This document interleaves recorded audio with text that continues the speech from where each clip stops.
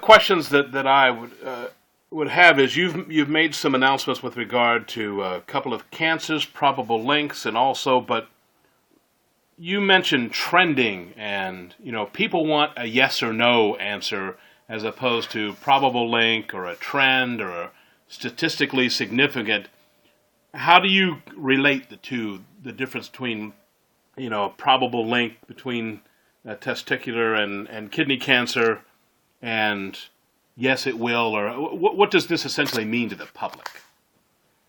We found in our results that there is a trend of increasing risk in relation to increasing exposure, and that is the key evidence that made us conclude that there is a probable link. Probable link is a clear conclusion. It means that on the balance of probabilities, we are convinced that it is more likely than not that there is an association, that the risk has gone up, is related to CH exposure.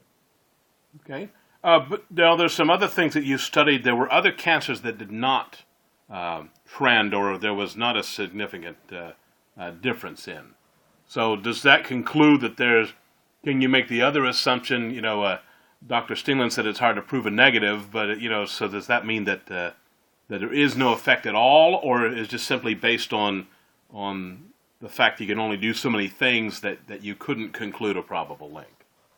The more common cancers, where the numbers are large, we can be quite confident that the absence of an effect is quite reassuring, that there is no risk. Obviously, for the very rare cancers, it might be that we just don't have enough numbers to prove that there's a risk. But the converse of that is that not many people will be affected because the cancer is low. How about on the diabetes was the next thing in terms of that you studied it, but the adult diabetes. Talk about that, Dr. Steenland. How was that in terms of your conclusion that there was no probable link? For diabetes, we had very large numbers. We had 4,000 cases reported that we were able to confirm by medical record were accurate.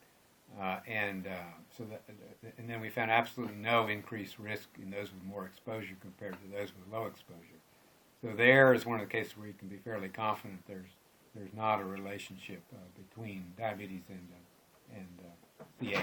Now, to be distinguishing, though, this is type 2. You said you're going to do the other type later. Correct. Type 2 is adult onset, but it represents about 90 to 95% of all diabetes.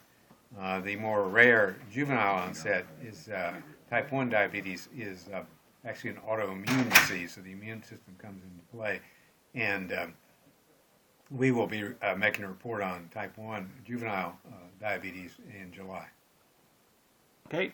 Let me